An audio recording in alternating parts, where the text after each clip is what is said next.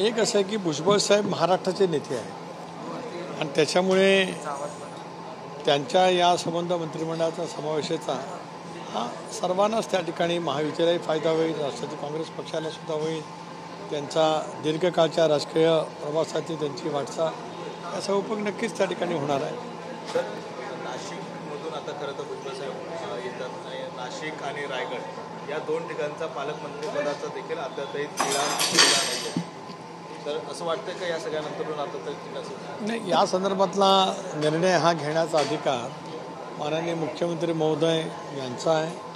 मुख्यमंत्री महोदयांच्या बरोबरी राज्याचे उपमुख्यमंत्री आदरणीय एकनाथरावजी शिंदे, आदरणीय नामदार दादा हे त्या ठिकाणी चर्चा करतील. त्याच्या संदर्भातला अंतिम निर्णय असेल तो त्या ठिकाणी होईल.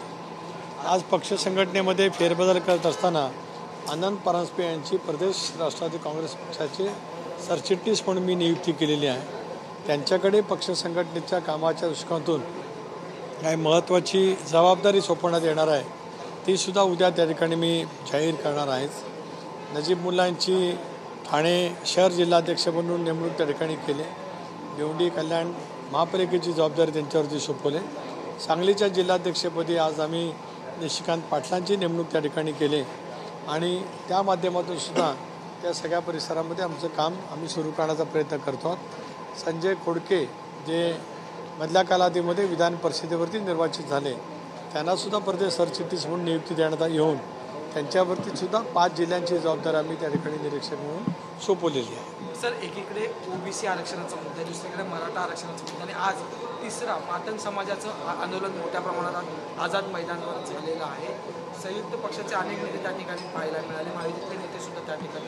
कसं नाही, शेवटी प्रत्येक समाजाला आपापली मागणी करण्याचा अधिकार नक्कीच त्या ठिकाणी आहे. मी आज दिवसभर वेगळ्या कार्यक्रमामध्ये व्यस्त होतो, त्याच्यामुळे मी प्रत्यक्षात मोर्चाला त्या ठिकाणी काही जाऊ शकलो नाही. मला असं वाटतं सरकारच्या वतीने ज्येष्ठ मंत्री महोदय त्या ठिकाणी गेले होते आणि मुख्यमंत्र्यांच्या समवेत बैठक आयोजित करण्याचं त्यांना आश्वस्त केलेलं आहे. त्यांच्या ज्या काही मागण्या असतील त्या मागण्याचा साकल्याने विचार सरकार नक्की करेल.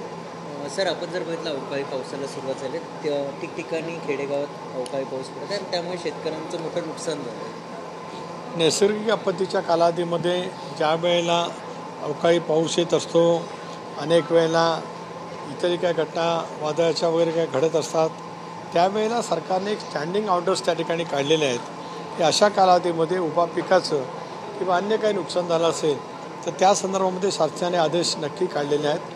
उद्या मला असं वाटतं माननीय मुख्यमंत्री महोदयांनी राज्याच्या खरीपाची बैठक बोलवलेली आहे, त्यामध्ये या विषयाची चर्चा नक्की त्या ठिकाणी होईल.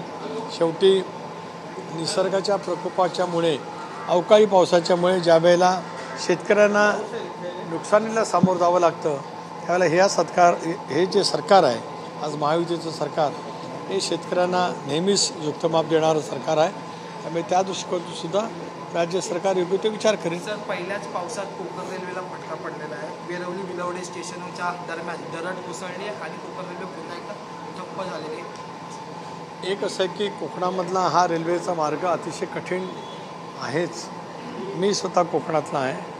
त्यावेळच्या रेल्वेच्या प्रशासनाने अतिशय कमी कालावधीमध्ये आणि कोकणामध्ये सर्वाधिक जास्ती बोगदे, सर्वाधिक नदींवरचे पूल आणि वळणं या संबंध गोष्टीतून श्रीधरन यांनी रेल्वेचा मार्ग त्या ठिकाणी केला.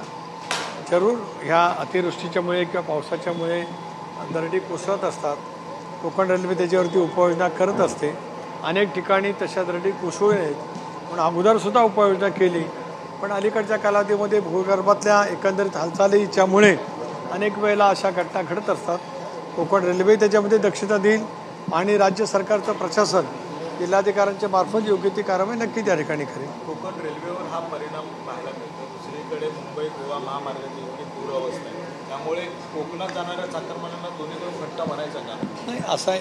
आज एक घटना घडली. नियमितपणाने कोकण रेल्वे ही चालू राहत असतेच. मुंबई गोवा रस्त्याचं कामसुद्धा बऱ्याच प्रमाणामध्ये पूर्ण झालं आहे. काल परवाच्या दिवशी राज्याचे उपमुख्यमंत्री अजितदादा पवार यांनी पहिला टप्पा जो पळसपा ते इंदापूर आहे त्याच्याबद्दल आढावा बैठक घेतली. दुसरा टप्पा इंदापूर ते अगदी कशेडीपर्यंत आहे त्याची आढावा त्या ठिकाणी घेतला. उद्या सकाळी त्या संदर्भामध्ये बैठक लावली होती, परंतु प्रख्यात शास्त्रज्ञ डॉक्टर जयंत नार्वेकर यांचं दुःखद निधन झाल्यामुळे ती बैठक उद्या सकाळची आज स्थगित करावी लागली. परंतु राज्य सरकार आणि भारत सरकारच्या माध्यमातून तो रस्ता लवकरात लवकर करण्याचं आम्ही सगळेजण प्रयत्नशील आहोत. सर, खूप दिवसानंतर छगन भुजबळ आज बैठकीत दिसले. नारायण छगन भुजबळ पुन्हा वापसी झाली. नाही, असं आहे, मी मगाशी त्यांचं या विषयावरती उत्तर दिलं. आता भुजबळ पूर्णपणाने सक्रिय होऊन पक्ष संघटनेसाठी सरकारसाठी नक्कीच काम करतील. धन्यवाद.